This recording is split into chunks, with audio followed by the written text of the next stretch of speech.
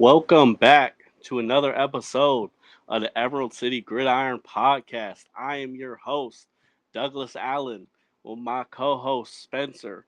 Tonight we have a little bit of a rant and raving, a little disrespect from the media from Seattle. We're going to talk about how Seattle has fared in the sports media. Where their roster sits for them. Some incoming additions to this defense. But before we get to it, Spence, how you doing tonight? I'm good, man. How are you? I'm good. I'm good. Um, as you've seen, and we've talked about, with Seattle right now is like, coming off of winning a Super Bowl right now. I just don't feel like Seattle's getting that Super Bowl love, that Super Bowl buzz right now. I feel like in in sports media right now, they are not loved. They're not favored as you would see most teams coming off of a Super Bowl. You have people saying that they're not going to win their division next year. You have media saying that they only won last year on a technicality. I it's just weird. We've seen Super Bowl champs come. I mean, you got the Eagles just a couple years ago winning their Super Bowl champs, and they're like dynasty, dynasty. And you got Seattle winning the Super Bowl, and they can't even start. On Thursday night football, they got us playing Wednesday. Yeah, I mean, Seattle Seahawks disrespect is nothing new in the media. I mean, every year, like even last year when we won the Super Bowl, everybody was picking us to go like 4-13, 6-11. Like nobody ever wants to give the Seahawks their due respect. People were trashing Sam Darnold all year. Calling him Same Darnold and stuff like that. And it's just like, you know what?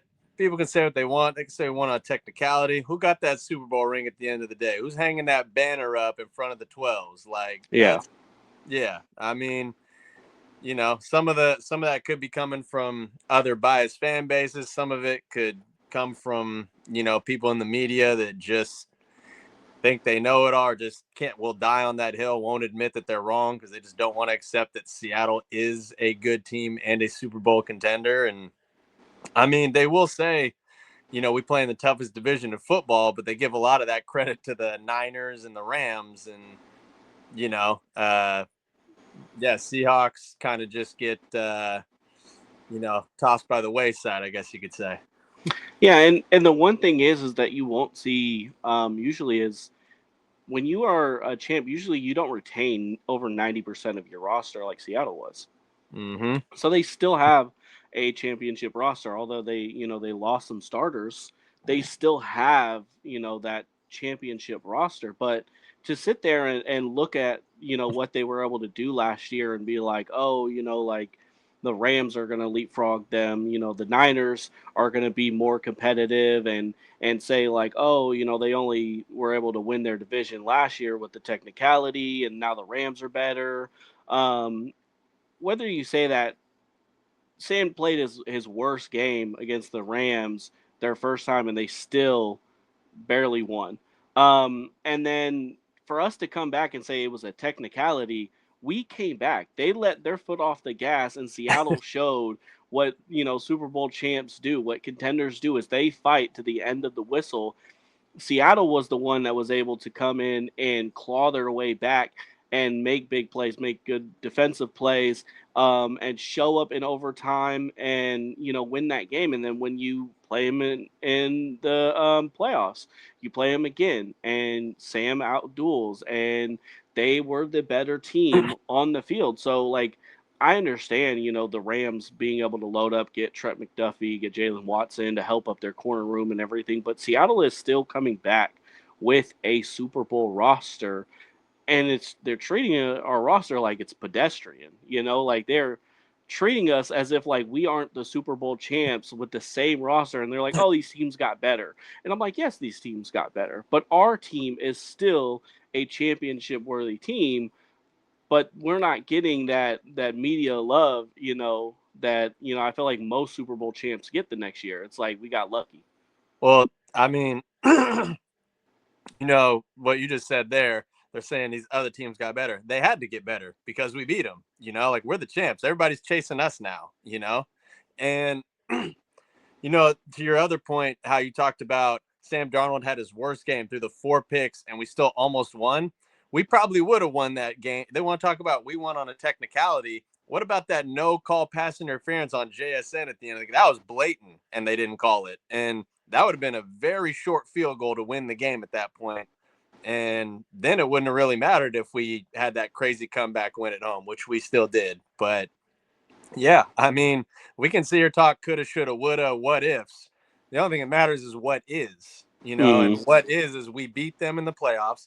We beat the 49ers in the playoffs badly. And the other thing, too, everybody trashing Sam Darnold all year, talking about our roster. Everyone's saying, oh, they downgraded from Geno. Sam Darnold can't win the big game.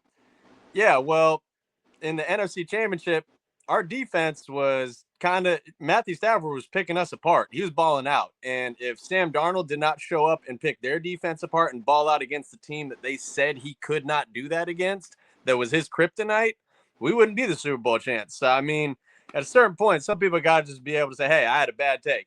Sam Darnold might be that guy. Not only did he win that game, went on to win the Super Bowl. And, he had 1 touchdown, no picks in the Super Bowl, but he had no turnovers at all in the playoffs. Like, he played great.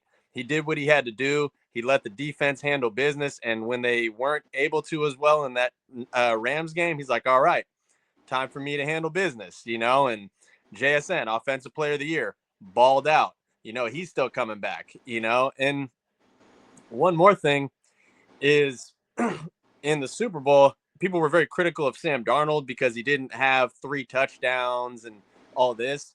He was under a lot of pressure early in that game. His pocket presence was phenomenal. He protected the ball, didn't turn the ball over, give them good field position. I know our defense was just all over Drake May and smothering him in that offense, but Sam Darnold and our offense, and Kenneth Walker, obviously. But yeah, our whole team played great, man.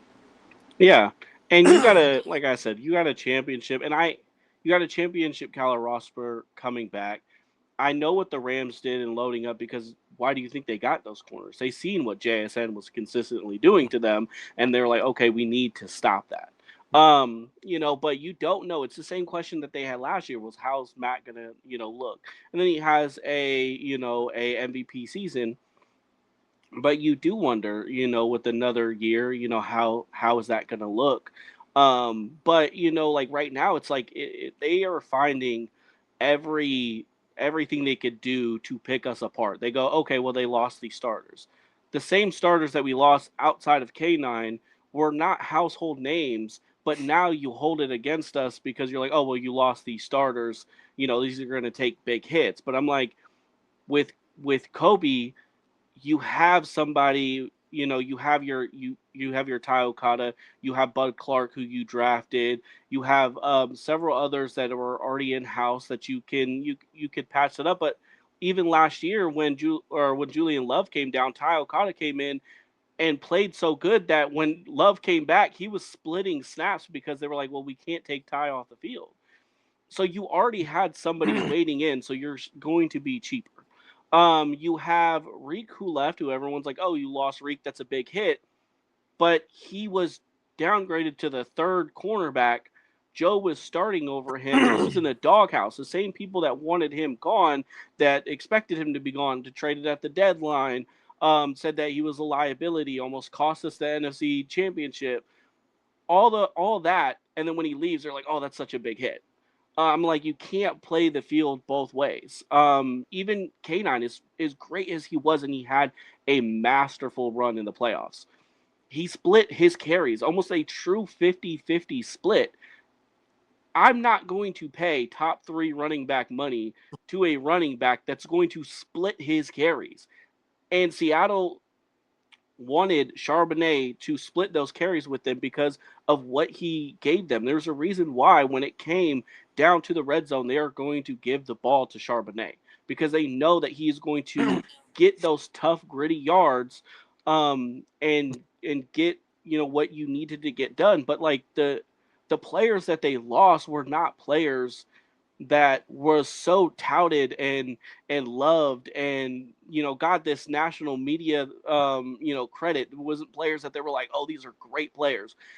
and then they lost them, and then now they weaponize them to be like, oh, you lost these players, you lost these players. These same players that you didn't even, were like, oh, like if anything, you needed it, you had a need at safety, you had a need at corner, and now they're gone, and Seattle is able to get young. They fill those holes in the draft. You get a Jadarian Price who does what you want him to do. You want somebody to have a 50-50. Well, guess what? He did that in college. You want a young running back that doesn't have a lot of tread on his tires? Check. You get fifth-year option control over him? Check. You are able to get your replacement for your Ken Walker.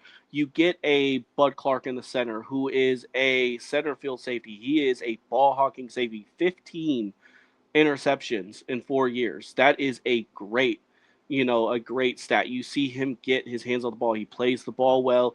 He can clear up some stuff in his tackling, but he fits as a scheme fit. He is everything that you want for Seattle. You get a big, tall, physical corner in what Reek lacked. He is more athletically gifted. He is faster. He is bigger than Julian, but Julian's not a slouch. He is 6'2". He does run a 4.49, so a little bit slower, but he plays the run better. He is physical at the line of attack. He gets what you want out of your scheme. And Seattle went into this and said, okay, we lost these players, but we can lose them.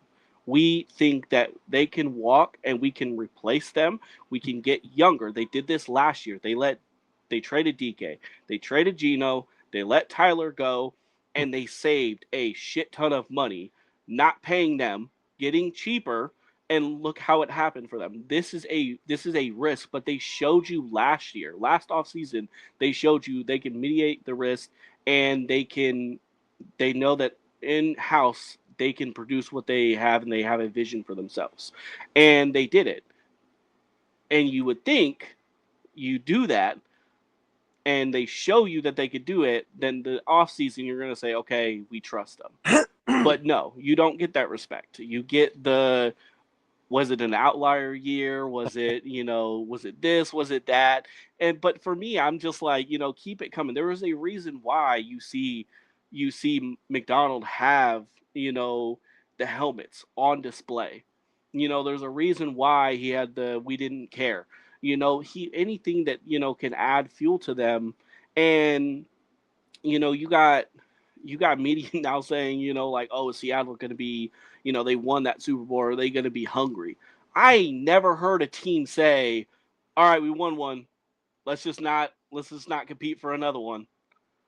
I'm like, they still have, you are just giving them, if anything, more fuel to want to go out and go do another one, because what they did was go from the projected 7-win team.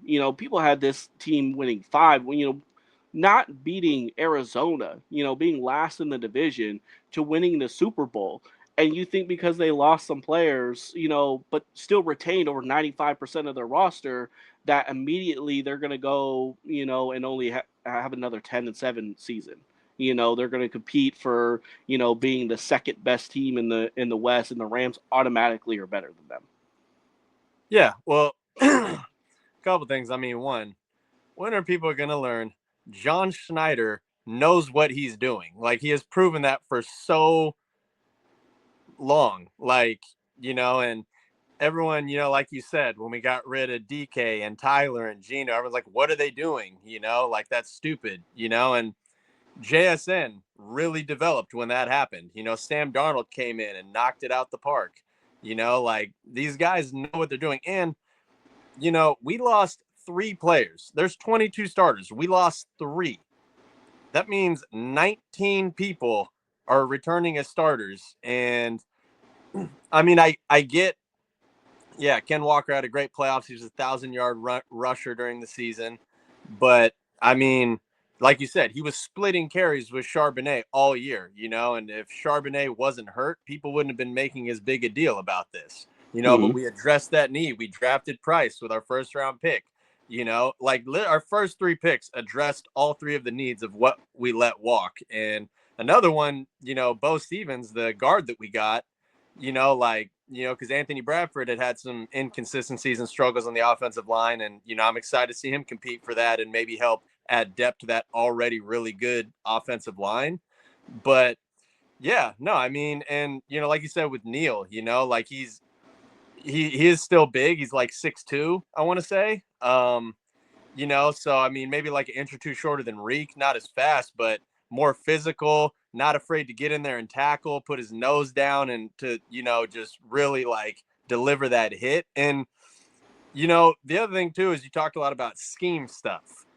Neil is probably a better scheme. Tariq Woolen's a very good man-to-man corner, but we don't run a lot of man-to-man in Seattle. We run a lot of zone. And I feel like, they draft him because they think he's going to be great in that zone fit. He's a very good zone defender. And, yeah, I mean, I think, like you said, at safety, we already had some depth. We just added Bud Clark, and he's a ball hawk, man. Kind of reminds me of how Earl Thomas was when he played for us. He was a ball hawk. He was all over the field. And, I mean, it's obviously hard to lose those guys, but it's like you're not going to retain everyone from a championship roster. You have to make tough decisions every time you win a championship. And to have only lost 3 people after winning the Super Bowl, that's crazy. And everyone, I get it, like McVay and Shanahan are great coaches. They're great minds. So everyone always picks them to win because, they're consistently good. But our head coach has been there 2 years and won a championship in his second year. And he had a winning record in his first year too. Like he's only gotten better each year. So, I mean, I just don't understand the disrespect and counting us out, especially when we beat those coaches and won the Super Bowl, and it's just wild to me. But I Yeah. mean, that's just kind of how it's always been with Seattle Other media. than your 3 starters that you lost out on, Seattle only lost one of their player, which was Derek Young to the Raiders. Yeah. Which was surprising. Clint goes over to the Raiders. You only lose Derek. But Seattle immediately drafts Emmanuel Henderson, who will be your Derek placement. Great gunner, great special teams player, return ability. Has that has the size, not the build. More of a slender, but has what you need in your special teams unit. But what Seattle did was say, hey, we are going to let these players go because Kobe's going to be played top 10 safety, and we feel like we can replace him because, like I said, you already have Ty coming in. You have DeAnthony Bell, who was with the team last year, who also played great, was also a good special teams player. You signed Rodney Thomas from the Colts. You draft Bud Clark. So we say, okay, we're going to get depth and we're going to get competition.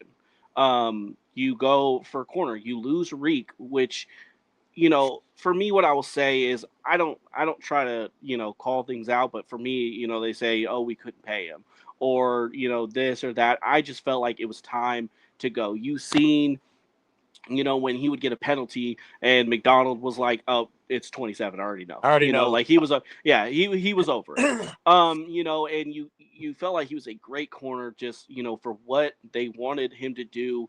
It just wasn't a good scheme fit. So they say, okay, we'll let him walk. We were able to turn a UDFA and Josh Jobe into a starter. So, Mike has a system that he thinks that players can thrive in. And so he goes and signs a Noah Benogany. You have Pritchett, who's already been on the team for a couple years, and he's had his highs and lows. He had a great PBU against Marvin Harrison last year, where he tapped the ball out at the last moment. He's already been in there. They've wanted Noah for a couple years, former first round pick of Miami. He's going to be able to come and compete, and then you draft 3 corners that. Like I said, we've said this before. Yeah. If John doesn't have a type, he has a type. Yeah. He drafts 3 corners. Two corners in his draft were 6'2" and 200 pounds, and he gets both of them. You get a Julian Neal, you get an Andre Fuller from Toledo, and you get a Michael Dansby from Arizona, and you fill out your depth chart and you get competition. Because at the end of the day, we used to say this in the peak era, when they want to compete, but that is what That is what McDonald wants. He wants the best out of his players. He wants them to compete. And he drafted his guys. You've seen him get more of his hands on this defense and show what he can come in and replace. And, you have, I'll say two things. One, before I get into the K9, I feel like there is such a discourse on K9 that has been going around to a point where, like there's a lot of Seahawks fans or like media that, was like, oh, almost like good riddance. He was an injury prone player, talking Yeah. about as if he was Rashad Penny. And is with all due respect to Rashad Penny, like his rookie year, he has a hernia. He misses the first 2 games, plays the rest of the season, has over 1,000 yards. The next game, he misses a couple games towards the end of the season or whatever, but he didn't really have a big injury. And I would have loved for us to keep K9. But I understand John and Mike's thinking of saying, hey, let's not overpay for this running back. Let's go get somebody in the draft and get somebody else. They get Emmanuel Emmanuel Wilson from Green Bay. They get Emmanuel Wilson. They already were high on Alani. You have McIntosh coming back. They're going to roll those out. And the the thing about, like we said earlier with K9, is like he even said, he addressed it in the media a couple days ago, where he said halfway through the season I just felt like I wasn't coming back. And he didn't like the splitting carries, and I understand that. So Yeah. I just felt like it was one of those things where it was like Seattle knew that they were going to get priced out, and that happens with Super Bowl teams. Most of the time, when you win a Super Bowl, teams want what you have, and Yeah. that's why he got a bag. That's why Kobe got a bag. That's why Mafe got a bag. You were able to get, you were able to get those players, but even then, you had 3 starters and a special team player be able to, you lose Kobe, you lose Reek, you lose Mafe, and you lose um, K9. And we got like a Three, third three, round category yeah, pick and for. you play the compensatory game. Yeah. Seattle waited a little bit later to be able to get some things, and they will be able to address further needs in next year's draft. Like what you even said, like, we haven't even spoken about Mafe. Is like Mafe was, 2 years ago, Seattle was like, okay, we got our future edge rusher. Yeah. Mike comes in and he doesn't really respond. You see Derek Hall take that next step. Yeah. Um, and you seen him kind of just slip down the depth chart this year, with DeMarcus Lawrence coming in, with Derek Hall playing well, with his inability to really make an impact. Like I understand why Seattle was able to, and Seattle wasn't going to pay him the money that Cincinnati Yeah. did, but I know. Cincinnati had a hole, I know. and they needed to pay him. So all the moves, and you can talk to it, and you can talk about it as in like, oh, they had the money to pay him. Yeah, just because you have it doesn't mean you need to. I mean, you You should. know, I thought the one thing that I will say about all the departures was I was still like, I understood that letting K9 go. I understood, like not wanting to give him that money and everything. I was just more of like, as much as everyone consistently shitted on Reek, I don't think they understood how much of a constant he was Yeah. on the other side. And I do feel like that's the one thing where it's like everyone's talking about like, oh, K9, the Super Bowl MVP and everything else like that and everything. And I'm like, you might not have realized that he, like I said, he was still splitting carries. And they're like, oh well, imagine what he could do without splitting carries. And I'm like, yes. But remember, we split carries because he was coming off a big injury, and you didn't want that to happen. And Yeah. look what happened. Charbonnet caught the injury bug. He was able to stay healthy. And why do you think he was able to have that thing? But I think it was more, if there was one player, that you're looking at Seattle, it's more of like, what are they going to do with corner? Because there was still sometimes, a la the NFC Championship game, where they couldn't stop Puka. They couldn't Yeah. stop him at all. And, he had his woes, in that game and everything. But for the most part, after, I want to say like week 5 up until like the playoffs, he was great. Even McDonald was gushing about him, like, oh, he's been playing well. He's been doing everything we needed to ask him and everything. And then, NFC Championship happens, and I feel like that was kind of the nail in the coffin of, the writing on the wall, whatever what you want to say, was what was going to happen with Reek. But I feel like if there was an issue with what Seattle, or not an issue, but if there was a thing for me, what I think Seattle, the hardest for them to replace is that corner, because as much as people wanted him out, I don't feel like people understand how good of a corner he was. Well, I was going to ask you, I was like, of the 3 starters we lost, which one are you the most upset about, or which one do you think hurts the most? So you kind of just Yeah, yeah. I yeah, think it was Reek. I like Kobe. There were times where I felt like, and maybe it was just because of how good, like, you looked at his completion percentage, and him and Love were one of the best safeties yeah, after I think like week 16 going into the playoffs. They weren't allowing anything. So maybe you just weren't hearing his name because he was locking it down. But there are times, Arizona gets a pick. What happens? Runs to his own player, fumbles the ball. Um, there's times where you see him go for the big hit, whiff. But he's still learning that position. This is somebody who won an award for I the feel like best the good cornerback. outweighed the bad with him. Yes, yes, Like, he played significantly. phenomenal. I mean, Yeah, every NFL player is going to have bad plays where you miss yes, tackles, where you have a fumble. Like, I mean, that's football, but for the yeah, most part, he was very consistently solid for us. And the other thing you talked about with Reek is like, yeah, everybody was like shitting on him.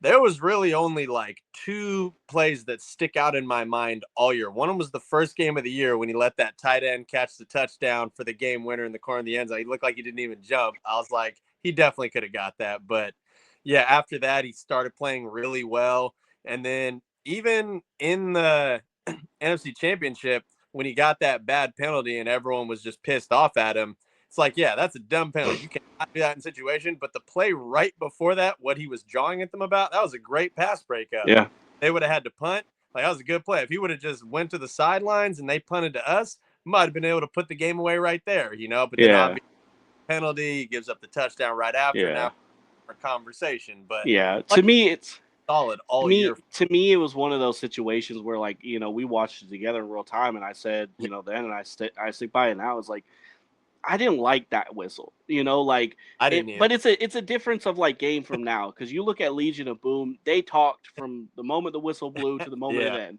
Yeah. ended. Sherman is definitely going to let him know, and I understand. He's John, he's walking towards, but there is no fighting, there is no aggressive, there is nothing. He is just talking. Let him talk. I even watched Kendricks, Eric Kendricks, the linebacker for the Niners, even Mhm. said on his little podcast, he said, I didn't really like that call. And that stakes Yeah. for that kind of game. Let the players play. Let him. He just made a great play. He's talking Kendricks, or are his you talking shit. about Fred Warner?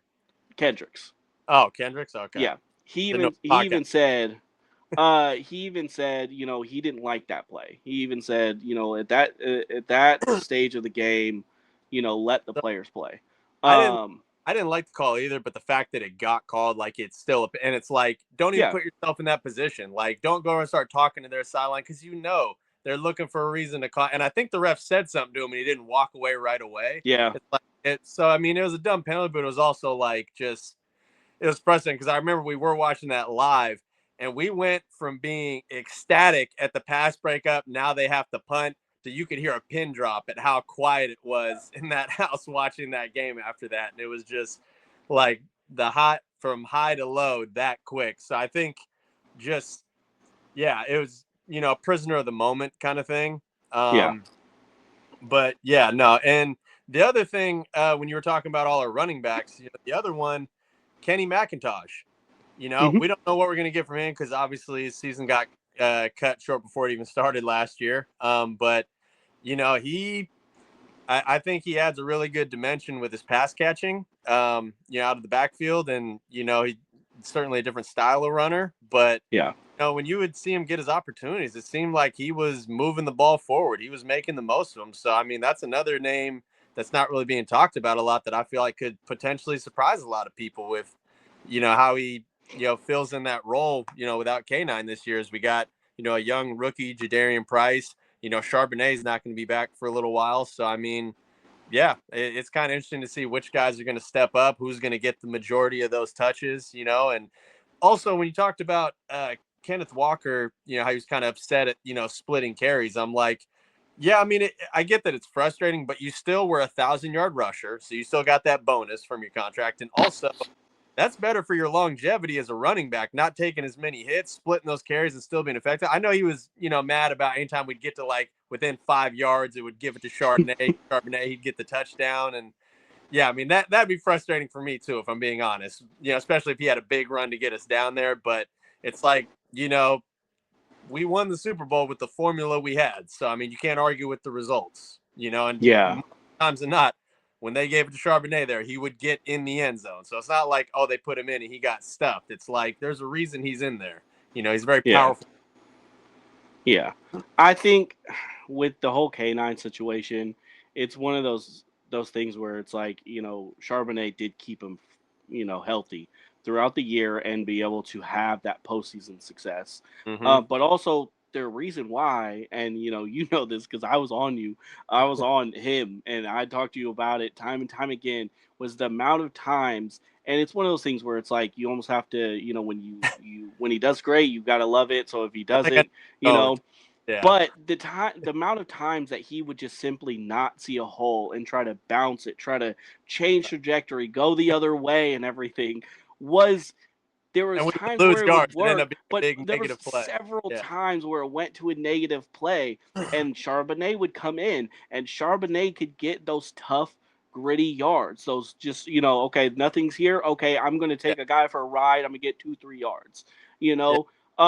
know, you saw Ken Stay ahead. in the playoffs. He would be patient. He would wait for something up. But the problem is when there was times where our offensive line was getting beat and he didn't have anything, it Yeah. almost was like he was patient, and then he was like, what do I do? And he would try to go somewhere else instead of just putting his head down and either taking a loss, a 1 yard gain, or something. But there was definitely reasons why Charbonnet stayed on his heels. But he gets his opportunity now to be the lead back. Um, even though Kansas City drafted a Or running back in the draft yeah. in the later rounds. But he will still be able to have his opportunity. Pacheco's gone. They didn't sign Kareem Hunt. He will be able to be that bell cow back and show what he wants to do. The Macintosh is honestly probably a perfect segue to talk about where the current roster sits Yeah. and the departures and everything there. You have K9 leaves, you have Zach, who a lot of people don't understand, or a lot of people don't know that Charbonnet didn't even have his surgery till after the parade. That's late for when he Yeah. got hurt. To then he's late, so Yeah. we don't know the exact timetable. He said that he's not looking at it as a setback. He's looking forward to, and then you get in Emmanuel Wilson. You have Halani, who has had experience. You have McIntosh's, who is your more of your slashing back, who can catch out of the backfield. You have a lot of different things, and then you get Jadarian Price, who has home run hitting speed. He is very elusive. He might not be the break tackle kind of person, but he is a weaver. He can maneuver around. He can make you miss. He is a home run ready to happen, and he doesn't have a lot of tread on his tires. It's not like he was starting. And you don't want to talk about your first round running back, but he has great um, special teams value too. He's returned kicks for and punts for touchdowns. So if there's something that does happen to like a Shaheed or something, you could put him back there. Yeah. Or Um, you Horton. know, and he's split carries. And you're talking about high praise.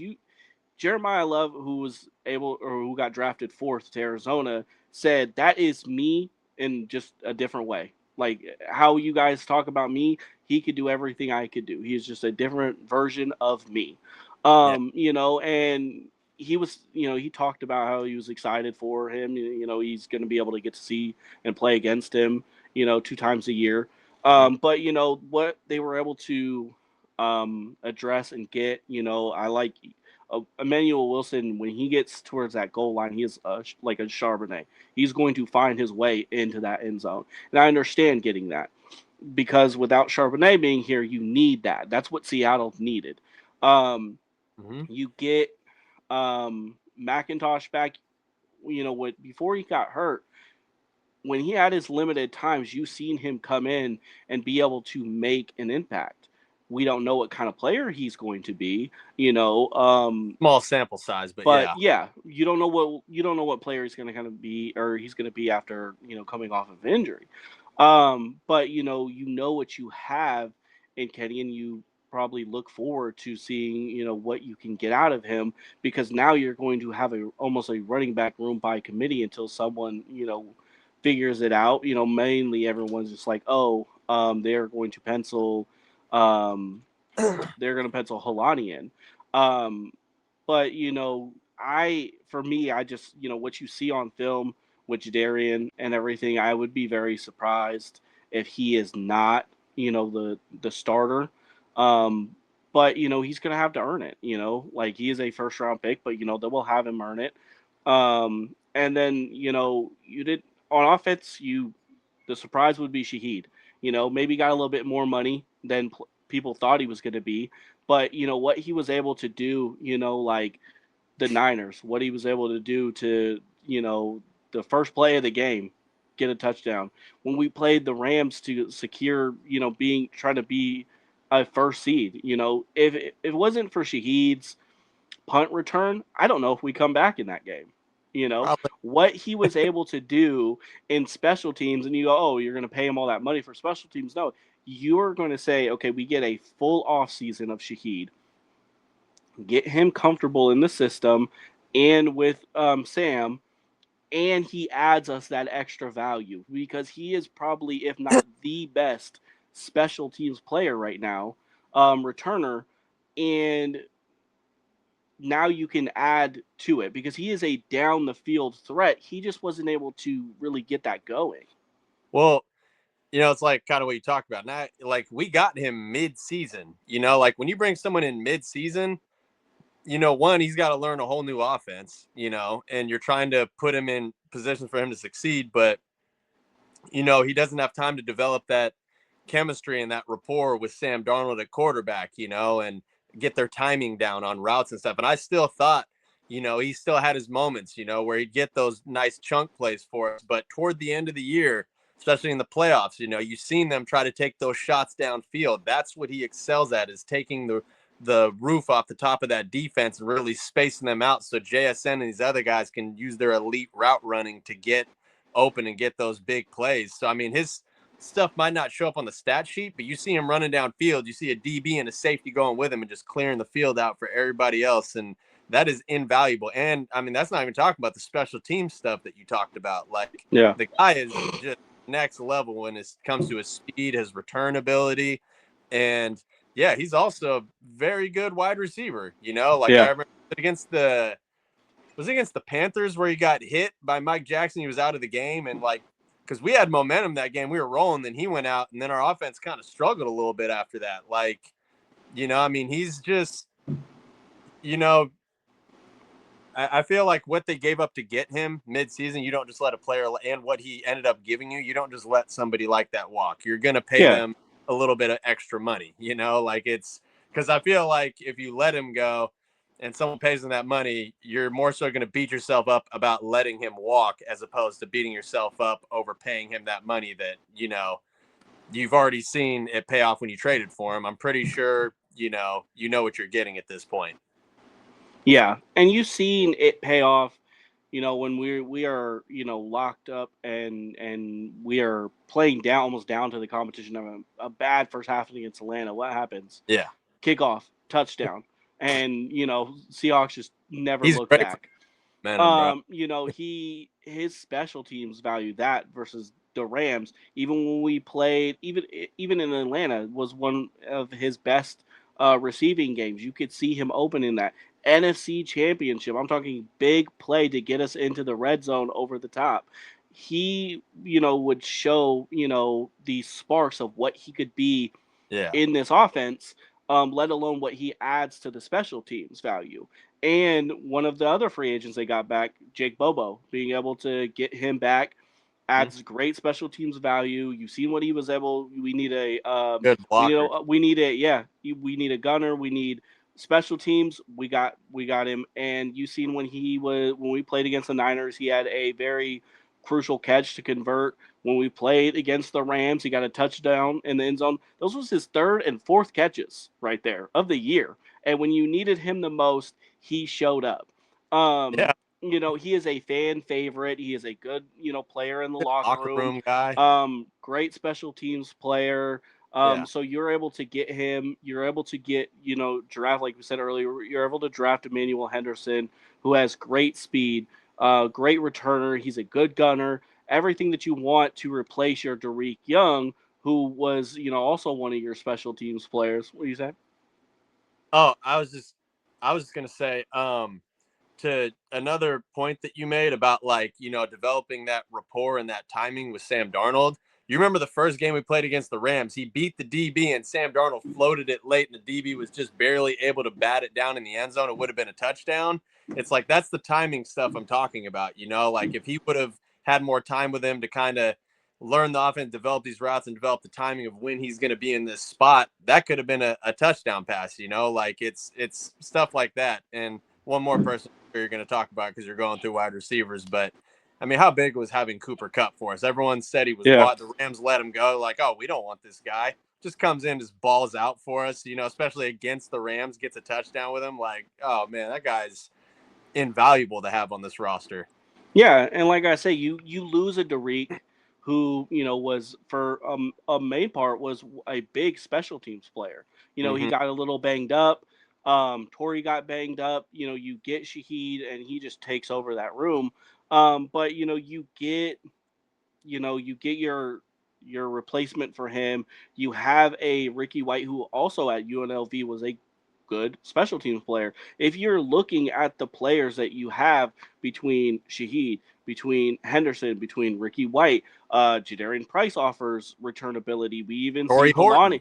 Torrey Horton. He mainly with punting, but yes, we seen Halani return kicks. Seattle has an abundance of riches when it comes to the Yeah. return game, which showed dividends. It was one of the big reasons why Seattle was able to capitalize on these teams because look at the Rams, one of the worst, teams when it came to special teams. Seattle, one of the best teams. What happens? They have Derek should have had two fumble recoveries, but he was able to get one. We're able to capitalize, touchdown to Bobo right after that. Yeah. The players, some of these players that, aren't, the sexiest of players, but very crucial for your team to get a player like Bobo back, Yeah. to get like a Brady Russell, another great, Oh, yeah. special teams player, Yeah. locker room guy, your backup fullback. You see Oots miss some time. He was able to come back. Yeah. A Cody White, another wide receiver. You've seen him get a touchdown against Washington this Yeah. year. All he does is, if whenever his time is, he's going to come in and he also adds great special teams. These are all your special teams core players Seattle Yeah. brings back. They have one of the best special teams units. They bring those players back. Other than that for offensive, they didn't really lose. They didn't really lose other than Derek. They brought everyone back. For defense, you get your departures with Kobe. You get your departures with Reek and Mafe. And we talked about this earlier. You bring in a Noah for Reek, a Noah Benogany, former first round pick that hasn't really quite lived up to that first round pedigree, but has had some good years with Washington. Someone that John really likes. You have Nehemiah now, who's been in this system a couple years, and you are looking to see is he going to be able to take that threshold. But at the end of the day, it had five corners. So you go and you draft three corners that fit your scheme, your types, and they replace those. You're able to get a Bud Clark. You get DeAnthony Bell, which I think they did one of the coolest thing is DeAnthony Bell was with with us until I think we played Carolina, and Yeah. we dropped him. They picked him up and were like, "Hey, we're going to give you a Super Bowl ring because you Yeah. helped us win here." And I thought that was a class act by That was. them. Seahawks are a Um, classy organization, man. They always you have been. get you get a Rodney Thomas from Indianapolis, who is a taller, rangy corner.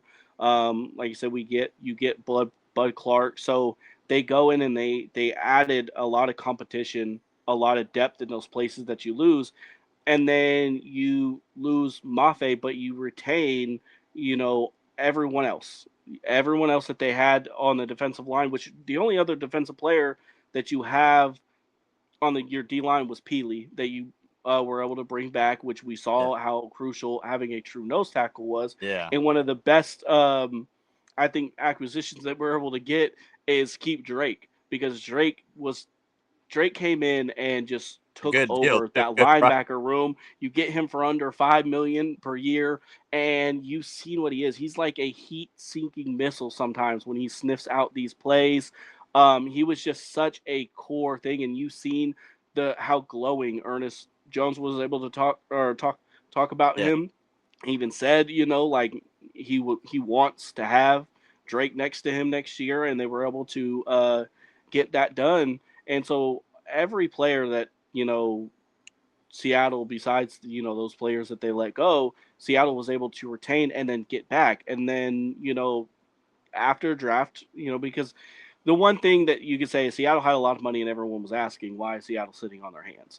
Well, Seattle's also going to play the comp game because they feel like they can draft players, keep young, because that's what Seattle is. They have some vets, they have a lot of young talent, and they want to keep bringing in some of that young talent. Well, yeah. And you want to, they knew they didn't have much draft capital this year, Yeah. so they know they need to retool for next year. They Well, keep and play that comp game, and then you're able to get somebody right before the draft. They meet with Dante Fowler, and he wants to play for Seattle. He's played for Aden Durde, our defensive coordinator. He's played with Demarcus Lawrence before. He wants to come in, and after the draft, there were some rumblings about if Seattle's going to look elsewhere, or whatever. They're able to get him um, and pick him up, and there is your Mafe replacement. His sack numbers were down last year, but go look at his pressure rate numbers. He pressured the quarterback at one of the highest rates. He was still very productive. He's only 30 years old. He could still come in and give you those minutes because right now Seattle doesn't need someone. They're not. They don't need a starter at edge. They need a designated pass rusher, somebody that could just. And they don't have a speed rusher like Dante on the team. And so I feel like he adds another dynamic for their defense. yeah. I mean, the other thing you got to remember too, because like how you're talking about, they're getting younger, retooling through the draft. Seattle has never really been like a big market free agent destination, where we're getting, these superstar players that want a new home. They want to go to LA, they want to go to Miami, they want to go to New York, they want to go to all these big market teams and, do all that. So, I mean, it's kind of one of the things about being a small market team, being up here in the Pacific Northwest is, you got to build through the draft, through trades, through keeping your team young, making sure you retain the correct value and have value to trade away or, cut the necessary people. But yeah, I mean, we have a ton of draft picks for next year. What do you have? 12 draft picks next year? Yeah. Yeah. We got cap space, we got a young team and, bringing in Dante Fowler is really good because we already had a phenomenal defensive line last year. They were top in pressure rate and they only rushed four, which, to be able to do what they did, only rushing four people is vital. So you bring in another guy that can really get after the quarterback, good veteran presence, got a rapport with Demarcus Lawrence and some of those defensive line guys and Aden Durde, our defensive coordinator, who a lot of guys just rave about. They just love playing for him, which is you love to see. But Yeah. yeah, not I think bringing him in is it's kind of like when we brought in Demarcus Lawrence. A lot of people are like, oh, he's older, man. It's not gonna make a big difference. He came in and just balled out, was a huge difference maker for us. And I'm honestly hoping Dante Fowler can come in and do the same thing, because Yeah, everyone's talking about who we lost. I mean, look at who we're getting back, man. You know, we got freaking the people who are still under contract coming back. You know, Ernest Jones. I mean, nobody's talking about. I mean, well, we're talking about. We haven't talked about Nick Eamon coming back for his second year after a phenomenal rookie season. You know, you got Leonard Williams. You got Dexter. I almost said Dexter Lawrence. Byron Murphy. You got Byron Murphy coming back. You know, you got DeMarcus Lawrence coming back. Derek Hall coming back for another year. Hopefully, he can take another leap. Devin Witherspoon. You know, Julian Love. There's so many, you know, vital pieces that were still under contract coming back that were huge for us. You know, and everyone's acting like they're not even still there, but I mean, they are. You know, we lost 3 really good players, but we have a lot of really good players coming back as well. A lot of good leaders too, which, you know, you can't overstate how good some of those guys are just in terms of leading that defense. Yeah, and that's why I kind of highlighted some of the the players that they were able to retain that weren't household or like these big stars, but Yeah. for Seattle it was important to keep those cores like a Brandon Peely. You saw Yeah. where he was able to come up when they Mm, played Houston and really stymie that defense and yeah. be really stingy, not let anything happen in the run. A big massive presence in the middle that they've really been needing, a true nose tackle. You saw in the Super Bowl, he got late. He got late in the year, but you saw Riley Mills emerge. Yeah. When he's able to get a sack. First sack in Run, the Super Bowl, yeah, man. run through a guard and tackle the quarterback. You saw what he can add in. Now you bring, like you said, you bring in a Fowler. You have a Mike Morris there that is already able to play all over the defensive line, and whenever his number is called, he's already there to show up. Seattle has, and I think that's one of the things when they talk about the players that they lost is Seattle is very deep, Yeah. and I feel like they are able. They capitalized on a lot of things, but like I also would not be surprised because of like how Mike is like if someone comes in because he said in the offseason he's high on guys like Jared Ivey, Connor Hmm. Toole, even a Jamie Sheriff, some of these younger guys. If those guys aren't taking the next step right now, there is still a lot of edge talent out there. You still have Bosa who's out there. You have Cam Jordan. You have Von Miller. You have Hassan Reddick. You have Leonard Von Floyd. You Miller have it. almost came to our team. You see him talking Yeah, about and that? He so almost, yeah, he almost came to you our team have anyway. a lot of edge talent out there. If you feel like okay, we still need some We got edge, to have. help. You can add it, and you've seen Seattle get the most out of some of those older vets. So I think it's one of those things where it's like you could definitely still see them add to the defensive line, but like you said, at all, their defensive line other than Mafe is still there, and their Yeah. defensive line was their bread and butter last year. Um, and you still have your linebackers. You still have Devin Witherspoon. You have Eamon, you have Julian Love that's going to come back. You have a Ty Okada who played well. And then even like when you look at like the kind of player Bud Clark is, I just think he's really going to mesh well with what Devin Witherspoon has.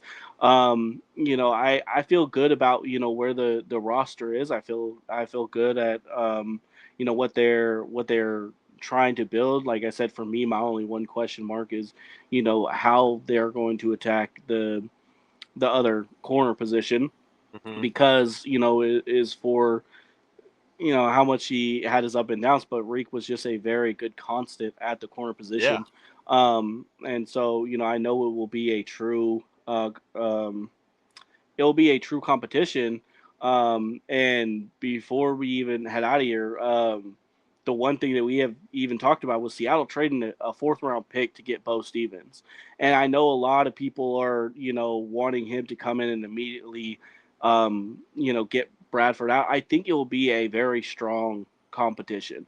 I Yeah. do feel like for me, I feel like I don't know unless barring Bradford just has a like one of those things where he's like, oh, I'm a vet. He doesn't take him serious and he is just nipping at his heels. I think it'd be very hard for Bradford to lose out on that position because he knows the system. He knows the schemes. He's been there. But I do think it is one of those things where if he has bad games, you have a Bo Stevens that you think and feel comfortable, which they haven't had at Haynes. We're all these games, Seahawks fans are watching, and you're like, oh, can anyone come in there? Where's Haynes? Yeah. Well, if Haynes can't come in and play better than him, Betton, our offensive line coach, you've seen what the impact that he was able to bring in. Clint brought him from New Orleans. He was able to come in and really help that offensive line.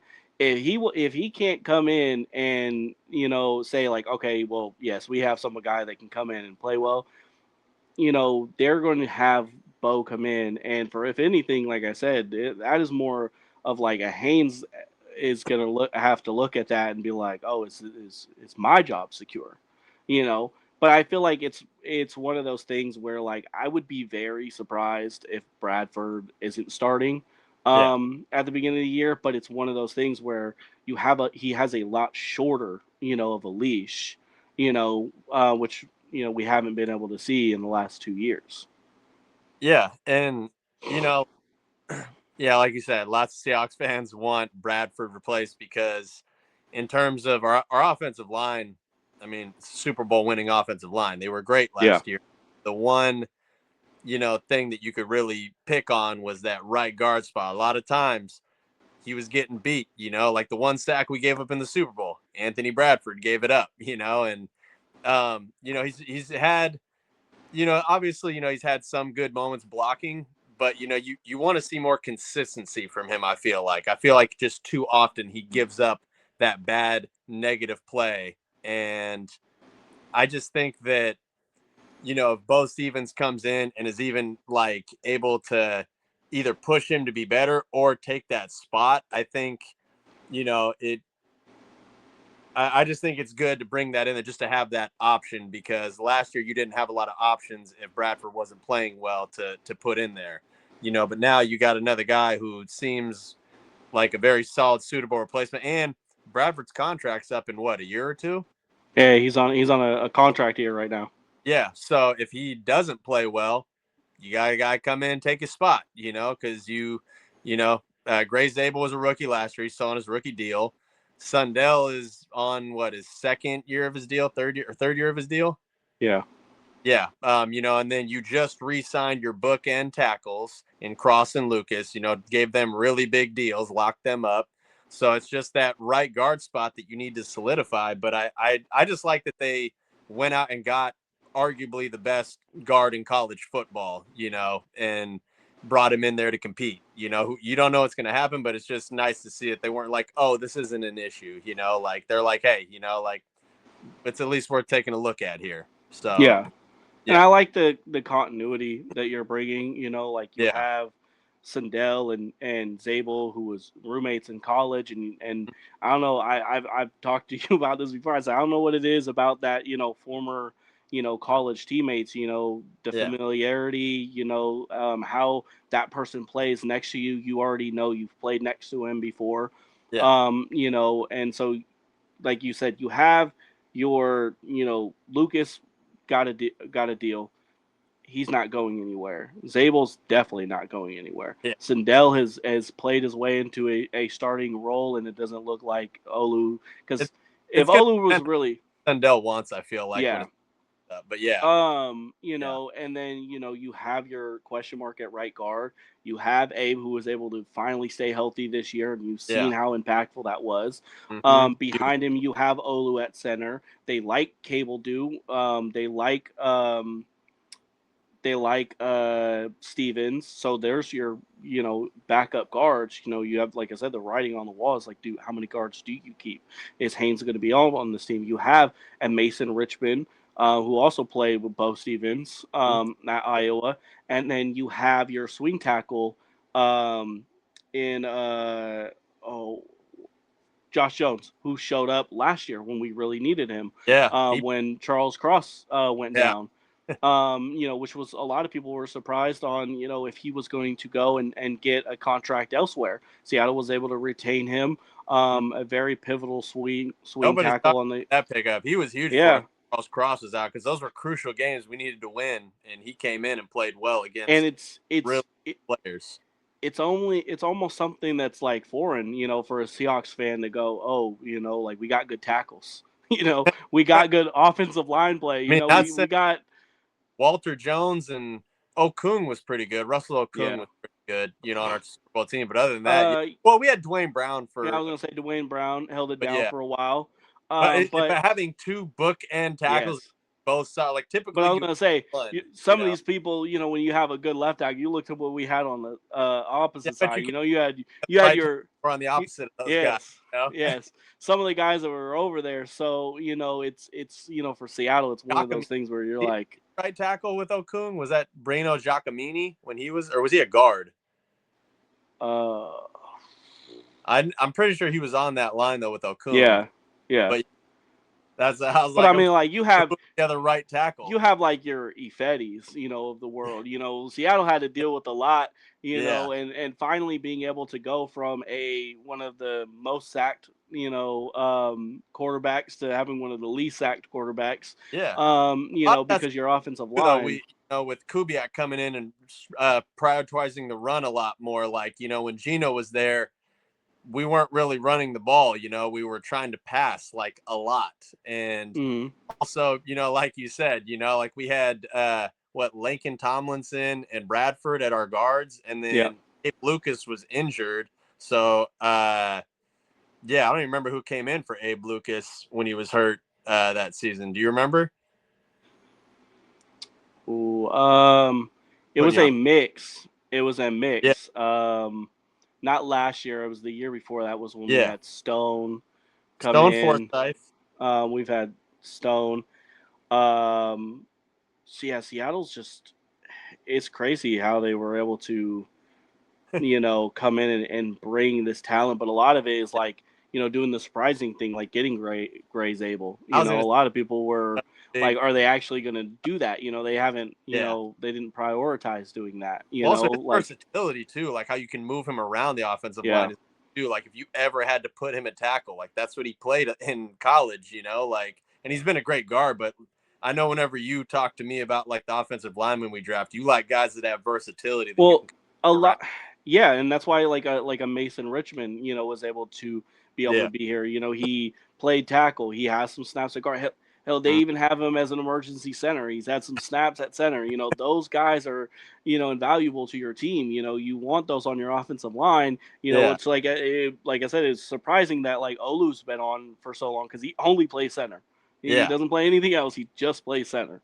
I mean, that's an Um, important position on your offense. That's like the quarterback Yes, and offensive he's line. a very solid center. When Yeah. Sundell went down and he was on IR, Seattle had a very good running attack because he was able to move people the way Yeah. and they have different things that they excel at with Gives you, Sundell and yeah, with Olu, but it lets you know that hey, if Sundell goes down, we have a capable guy to come in yeah, we here. have a capable backup, which is good. But why we're saying on the roster was what Seattle lost, what they came back with right now. They're sitting at like the six multi-cap space right now. They have money if they need to address anything, Mm-hmm. but I think you look at Seattle, you look at they have their quarterback. You probably are going to see Sam Darnold get another contract after this Yeah. year. I would. As much as I like Jalen Milroe, I just think barring a complete collapse from Sam Darnold, Yeah. Jalen is just going to, keep learning for a while. I mean, You, another team may inquire about him too, and maybe be like, "Hey, we got a better opportunity for him here. We'll give you, fourth round pick for him, or third round pick that you used to get him, or whatever." Like, that could be happening in the future too if Sam Darnold is the long term. Yeah, because Sam yeah, Darnold, what, 28 years old? yeah, he's young. He's not even 30 Yeah, yet. yeah. I mean, he could be our quarterback for a very long time. So, And Milrow may want out potentially. what you have in Charbonnet. It's just how you never know how guys respond after Mm-hmm. injuries. But with how Yeah, how players are coming back faster, how they're still able to keep their careers with modern medicine and yeah. surgeries nowadays. You like to think They're you're all that. gonna get Jadarian and everything. And I hear, they were, media was talking about, how Price looked during rookie camp and he looked light years better than everyone. And I was like, I mean, he's playing against tryout guys though. Well, I, that's with him. He's your first round pick. He well, should that's look good. At that least it's much not bad. better. No. Yes, he should look that much better than a tryout guy. Oh So you know, man. you don't want to lean too much of into that. But what with committee at running back, you know what you're able to get, and what Seattle has at wide receiver with JSN, with Cooper Kupp, with Shaheed, with Horton, with Bobo. You almost have your wide receivers locked up. You know, with the money that they Yeah. put, everyone was surprised when they invested in Bobo. You Yeah. know that he's going to make this roster now. So everyone else, your Cody Whites, your Emmanuel Henderson, your Ricky Whites, all those players are vying for that, like arguably that last wide receiver spot. You have your tight ends, you have your AJ Barner, you have your Yeah. Arroyo Saubert got a contract Yeah. last year, Uh, so he's on the team for another year. You have your caller up.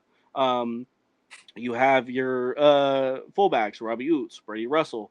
mhm. They're going to be there. We just talked about, there could be a couple odd men out and everything, but overall, I think Seattle really addressed what they needed to do, and how they is. But like I said, I talked about my concern. If there's Yeah. a concern for a hole that you feel like they didn't dress, is cornerback the same for you? Yeah. No, for sure. And I think a lot of it has to do with because they addressed their three needs with their first three picks, but the third one they addressed was that cornerback Yeah, spot. So it was like, I know a lot of people are like, oh, you could have got Jadarian Price later. It's like Seattle wanted to trade back. It's just nobody was giving them what they thought was fair value. So it's usually never a perfect situation, but I feel like they still, given the situation, given the circumstance, made the right picks, addressed the right needs, and you like you said, we have the sixth most cap space. So if we need to go out there and see if there's a free agent cornerback, or we have 12 picks next year, if we need to trade for a cornerback that we feel like could come in there and really just fill that void right away, since we're trying to run it back for another Super Bowl, we have options. But the other thing about that cap space, though, is like, if you do go after, like another, like maybe another edge rusher, you want to get like a Von Miller or Bosa, it's like, who's getting cut? You only got so many roster spots. So that's, it's a good problem to have an abundance of riches and have to make those in, but it's also a problem that sucks too, yeah, So, yeah. but yeah, no, I agree with you. Cornerback is probably the one concern that I have, but I mean, Mike McDonald is a phenomenal defensive mind. That system was giving teams problems all last year, except for the Rams. And yeah, no, I mean, I think also, like we talked about with the people who are coming back, like Ernest Jones and Julian Love, like you have so many leaders on that defense that I feel like are going to do a great job for those rookies coming in to really help, teach them how to play in this system and play the right way. And, like Mike McDonald always talks about, playing for each other, playing for the guy next to you. I feel like they're just going to really buy into that, and they've built something really good with that culture there. And, I'm excited. I'm excited to see them run it back this year and be competitive. So, yeah. Yeah, and I think that will be a great point with us ending. We'll end on a agreement, because I Yeah. feel like we're both in agreement on corner being Yeah. that one thing that Seattle needs, and I look forward to the next phase of this off season. You got mini camps, you got your OTAs, and this is when we'll really get to see some of those new additions that Seattle was able to pick up, and really evaluate them. But Yeah. without further ado, I'm gonna, we'll wrap it up here. So make sure you like and subscribe. It's the best way to help the channel. I had a lot of fun on today's episode. Hopefully, like I said, Seattle will start getting the respect they deserve. But without further ado, we're gonna get up out of here. If you got anything else to say and add to that, we can get up out of here. Hawk Ganger don't bang, baby. Go Hawks. Go Hawks.